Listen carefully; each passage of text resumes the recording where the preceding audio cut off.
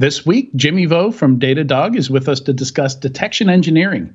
Then Brian Peterson from ICS for ICS joins us to talk about helping industrial organizations respond to incidents. Finally, in the enterprise security news, eCentire raises $325 million as it expands into services. Beyond Identity raises $100 million to build out MFA. SecureFrame raises $56 million to help folks with SOC 2 and HIPAA compliance. Nashville-based Phosphorus Cybersecurity raises $38 million to secure IoT devices. Anecdotes raises a $25 million Series A to compete in the same space as SecureFrame. Lots of money for folks that ease compliance pains here this week.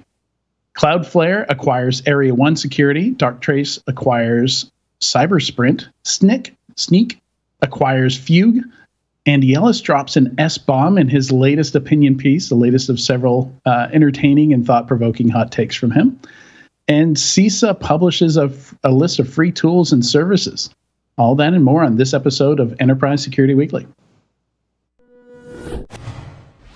This is Security Weekly, for security professionals, by security professionals. Broadcasting live from G-Unit Studios in Rhode Island, it's the show where we talk security vendors and aren't afraid to name names. It's Enterprise Security Weekly. Workloads protected by VMware are the safest workloads in the multi-cloud. Private cloud, public cloud, any cloud.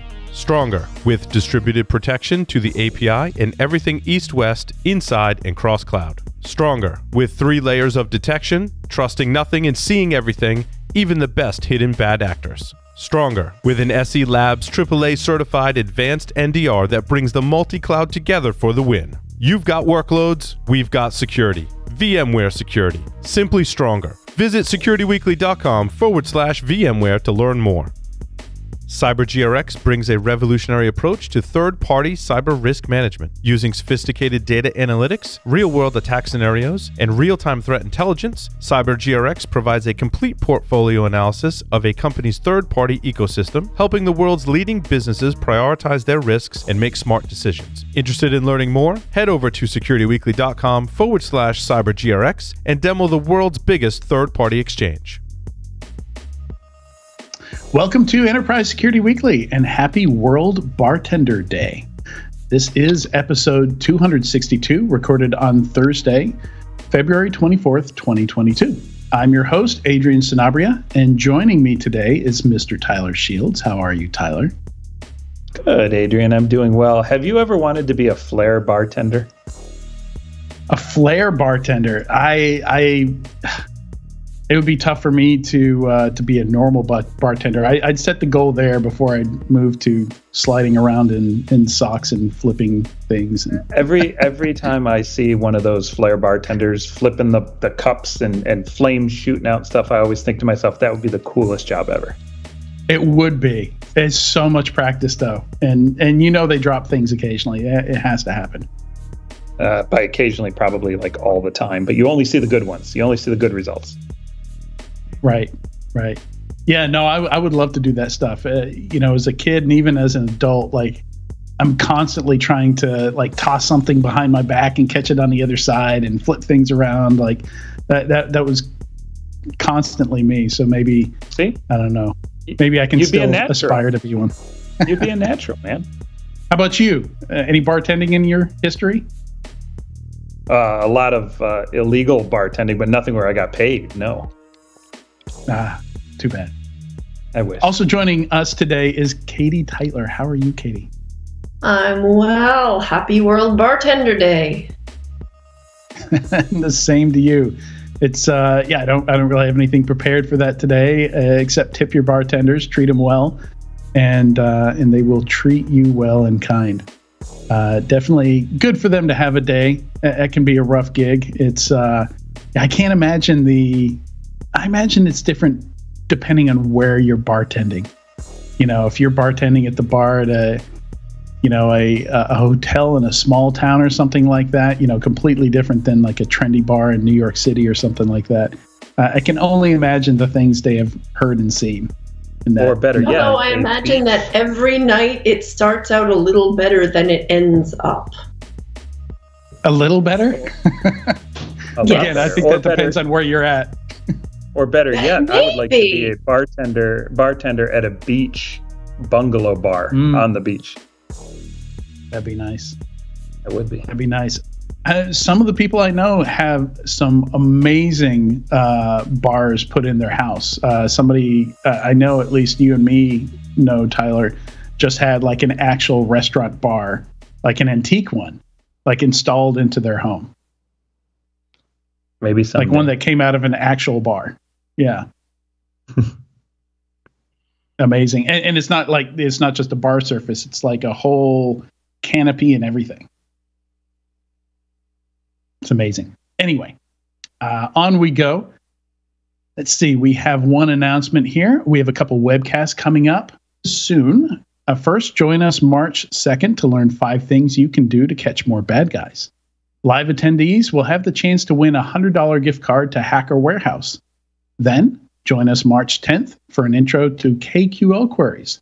Register for these webcasts at securityweekly.com/webcast. And don't forget to check out our library of on-demand webcasts and technical trainings at securityweekly.com/on-demand. And that should be /webcasts, plural.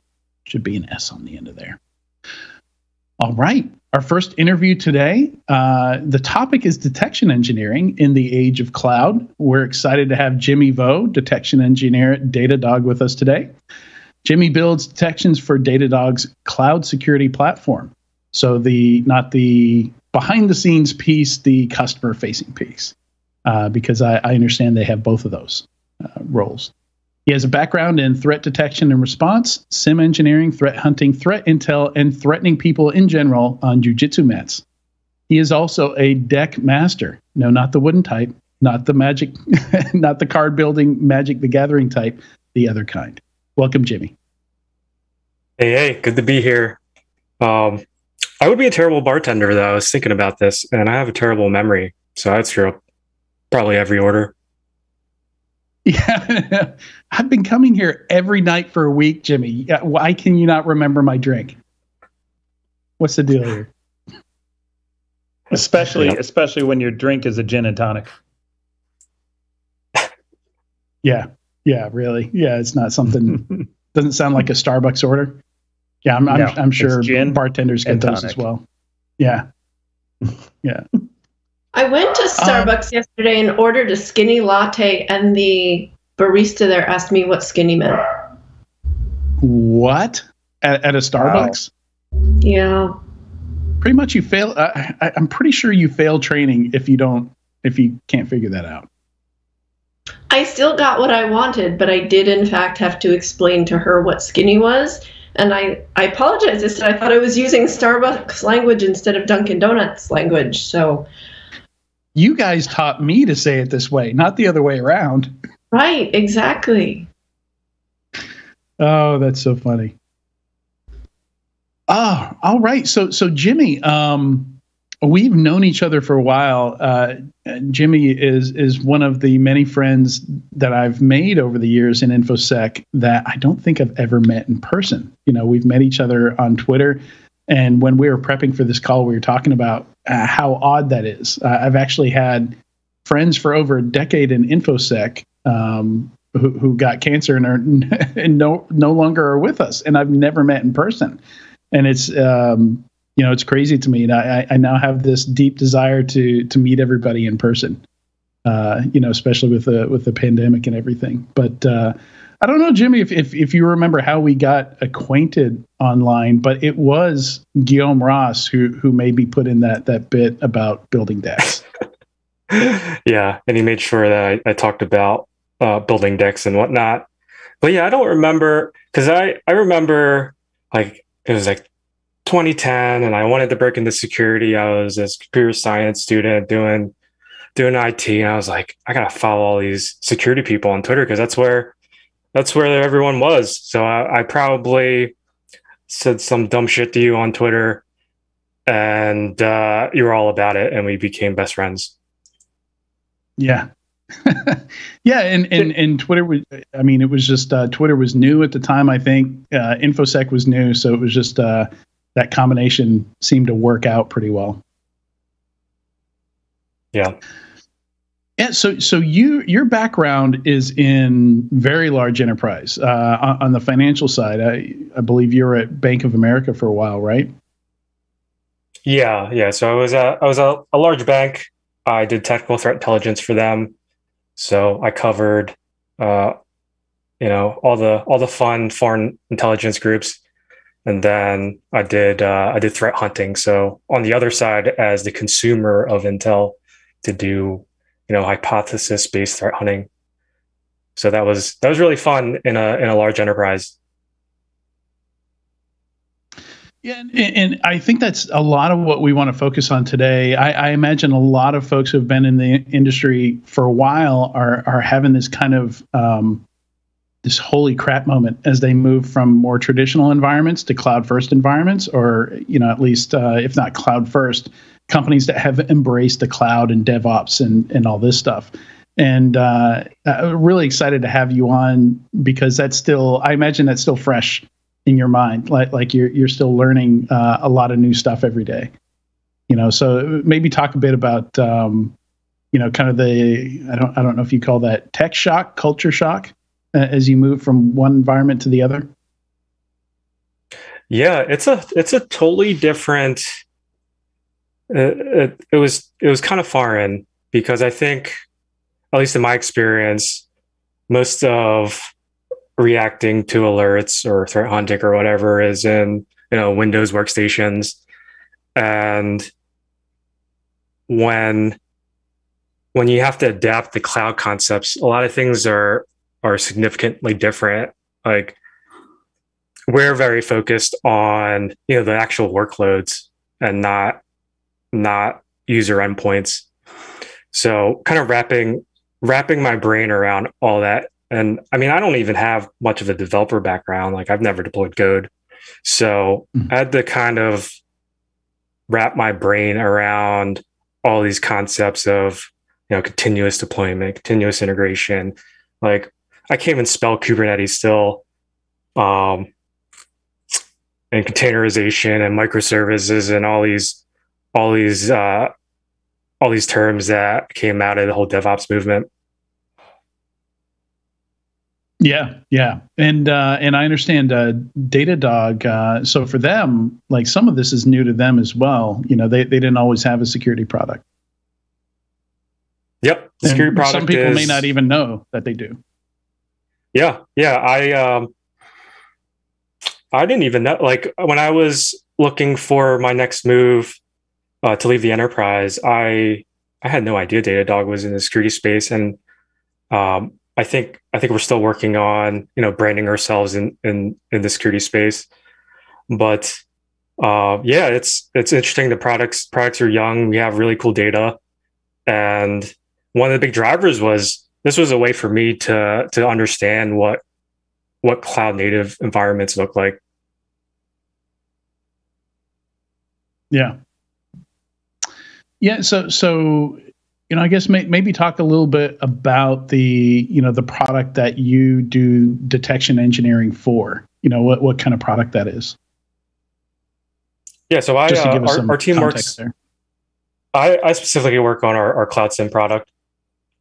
So I write out of the box detections for our Cloud SIEM, so they get pushed to all the customers, and it's a little bit different because we're not an MDR. So I'm not doing very specific detections for a specific customer. Okay. Yeah. They have to be general, across the whole breadth of your customers. And I found that interesting because it's a trend we've seen actually with products labeled as XDR. One of the keys there, or one of the selling points, the big value prop is we've got detection engineers that'll figure out how to build these things for you, so you don't have to at least have as many. If I'm not sure if you can get away with no detection engineers at all. It depends on what your goals are and how big your team is, how big your company is. But at least to some extent, I think it's kind of cool having a research team in there building stuff. So I imagine a lot of stuff you build how much of it is proactive versus reactive? Like how much of your work comes from what's going on in the news, like new vulnerabilities or exploits coming out, or hearing about new techniques and stuff like that? I would say it's a mixture. Sometimes we have to work on detections with new integrations because a big value prop of Datadog is a bunch of integrations. So if we can get logs from a new integration, we'll have to write some detections around the new log source. But sometimes it is reacting to whatever's happening in the news. Like how can we detect post exploitation activity if someone exploits log for shell or whatever. And another piece is just exploratory. Like we will have a theme and maybe deploy whatever AWS enumeration tool in the AWS sandbox and see what kind of CloudTrail logs are generated and try to write detections and see how well they perform. So do your customers, just for context, I imagine you have a mix of people with traditional environments versus cloud-focused environments. Would that be accurate, or is it mostly DevOps, cloudy type setups that customers have? I have no idea, actually. I have no idea. I would assume most of them. I would say most of them use cloud platforms for sure, but I have no idea what the breakdown is because when we're doing research, we don't see that context about the actual customer. Right. Yeah, it makes sense. So yeah, it's I find it is interesting that you're doing this for customers, and then Datadog has their own detection engineering team, right? So that I imagine it is a bit different doing it for the outside. It for the customer there's a lot of challenges, I think. I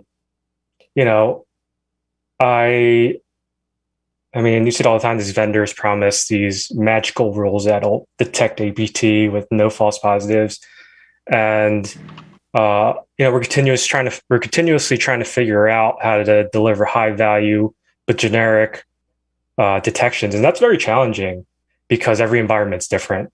Like, if I were building very high fidelity detections for my organization, I can get really granular, but I don't have that luxury when I'm shipping stuff out of the box. So I have a quick question for you. When we talk about what it takes to do your role, the role you have at Datadog, I imagine there's a wide variety of different backgrounds. Can you give me a little bit of, is there different backgrounds in the team that does what you're doing in the creation of these detections? The reason why I think there might be is that, there has to be lots of different, I guess, experiences to be able to write the ultimate detections. Can you maybe clarify, or does everybody come from a similar background in your role? I think so. The biggest challenge is, I mean, I don't know what I don't know how big the talent pool is of threat detection and response people in cloud native environments, but like a lot of my team came from, defending the traditional Windows kind of shop that has not been in the cloud. And now we're starting to find some people who have some cloud native experience. So it's I think I think a lot of the detection engineers have a similar background as I do, but that's starting to change as we are continuing to build a team out. Yeah, and that was something I was going to bring up, because I don't know if you have any open positions right now, but it does sound like you're hiring pretty frequently. Yeah. We're always hiring. We're hiring security researchers, but I think fortunately for us who did not get born in the cloud. We do understand adversary TTPs, and granted, they change a little bit when you're attacking cloud native environments, but I think the mental model is still there. So some of it is transferable, but I've had to spend a lot of time just learning like what the DevOps methodology is, and that's something we have to do when we hire someone that does not have cloud native experience. And how do you get that experience? Do you build stuff in a lab? Do you play with it yourself, or are you kind of looking over the shoulders of other folks at Datadog? It's all the above. We have I use a Cloud Guru. It's amazing because they have labs. We have access to sandboxes. So another thing is just experimenting. We have our internal security team, which we can always ask them questions, and we have a ton of engineers. So asking questions and that stuff. But yeah, it's all the above. Yeah, I've heard great stuff about a Cloud Guru before, and I was just making a note for myself here to check them out because the next role that I'm going into is actually going to be pretty cloud heavy as well. So I'm going to be in your shoes doing some of what you've been doing. How long have you been there? Just over a year. Okay. So I still am trying to figure out all this cloud native stuff, but I definitely learned a ton within a year. And again, that was one of the reasons why I joined Datadog to kind of get in front of this trend as people are starting to migrate to the cloud, and more companies, all these startups that start on AWS or Azure or GCP, they're gonna need this expertise.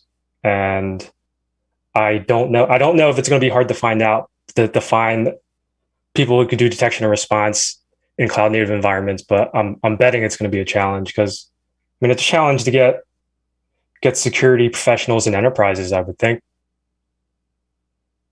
Yeah, no, it is. And I think that's a constant battle and discussion going on right now. Like it seems like everybody wants someone that fits the role already, but nobody's willing to contribute to building that talent pipeline that gets people to that point, to where, like I've got a couple of mentees that were complaining to me, basically saying, like, all the gigs out there are for people with 3 to 5 years of experience. And they're asking me, there's like, where do I get that first 3 to 5 years?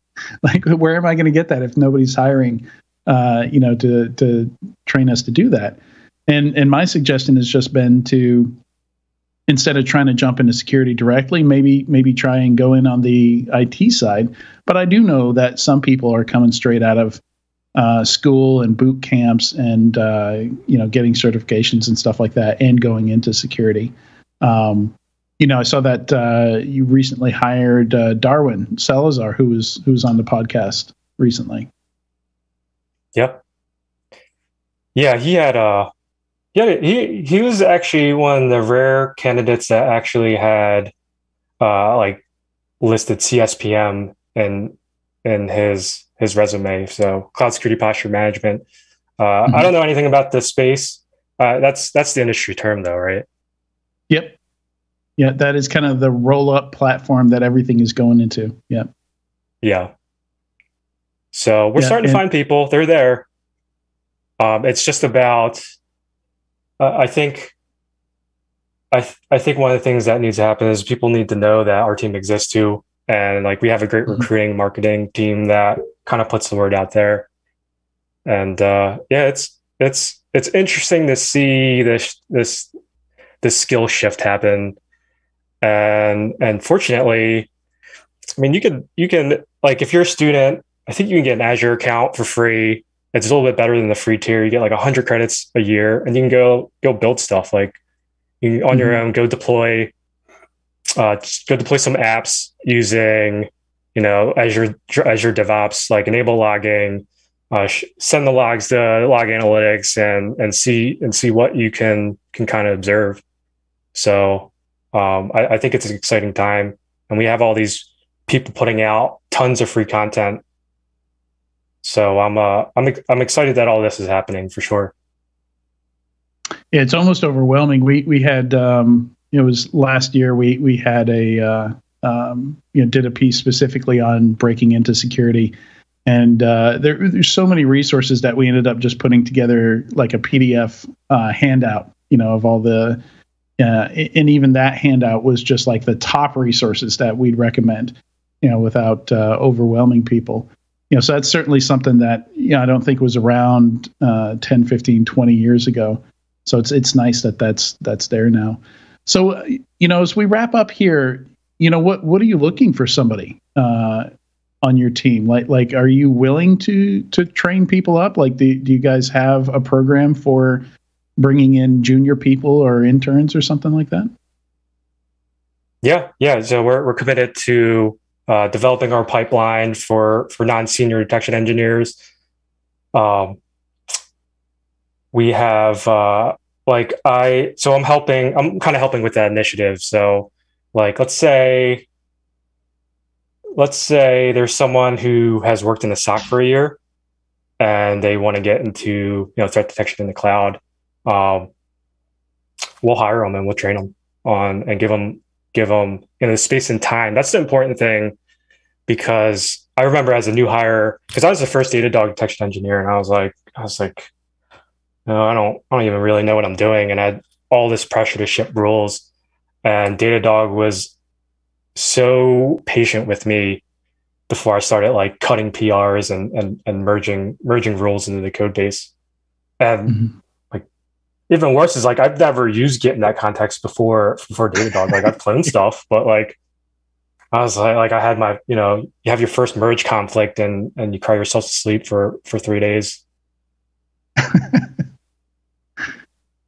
Yeah, trial by fire. Absolutely. Yeah. That's the best way to learn, though, because, you learn that stuff for life when you learn it under pressure, I think, at least in my experience. Yeah. And we're trying to figure out, and I think every organization should figure this out, but like, how do we train up a junior person, especially a person who comes from a different background? Maybe they were hit hard by COVID. They're working 3 jobs to kind of pay their bills, and they're like, "Oh, this security thing is really cool," and they go learn a bunch of stuff. How do I hire those people with the hustle and the drive? And that's sort of where I want to get to. And I think all organizations should look into that strategy, because I'm still a big believer in aptitude. But that's just my opinion. Absolutely, like having that that passion to learn and that hunger can almost be more important, because you can't give that to somebody. Like you can throw stuff. You can educate those people. You can ask them to learn something, and they'll go and do it. But somebody with maybe a little bit of experience or even a lot of experience, sometimes aren't as viable. So where should somebody go if they want to work at Datadog?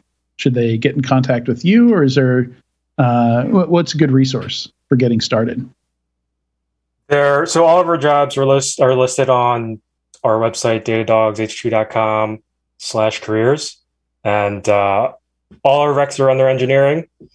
And I think our recs are written very nicely, because we don't say you need 25 years of Kubernetes experience and crazy stuff like that, and you need a PhD. We kind of set what you'll do and what we sort of want you to have experience wise, and we kind of assess the applicants, and we can decide if they're like, are they senior, are they junior, are they in the middle? So yeah, they're posted. Like I would recommend, if anyone's interested, just apply, even if you don't hit any of the or if you don't hit all the requirements. Like Mm-hmm. I kind of look back on some of when they post like my previous jobs, like I would not even be qualified for that rec. So just apply. Yeah, I think it's one of the most valuable lessons I ever learned from my father was that a job rec is more of a wish list. And I never looked at it that way until he said that. And then obviously, once I'd been on the other side, I realized, yeah, absolutely. I know I'm never going to find anybody with all the things that I put on this job rec. Yeah. Yeah. All right, good stuff. So I posted that link to the Datadog careers page on the Discord. So if you're on the Discord, go check it out there. Pretty easy to find on your own. Otherwise, though, Google datadoghq.com/careers. And Jimmy, thank you very much for joining us on Enterprise Security Weekly today. Yeah, thanks for having me. And stay tuned. When we come back, we're going to talk ICS incident response with Brian Peterson from ICS for ICS.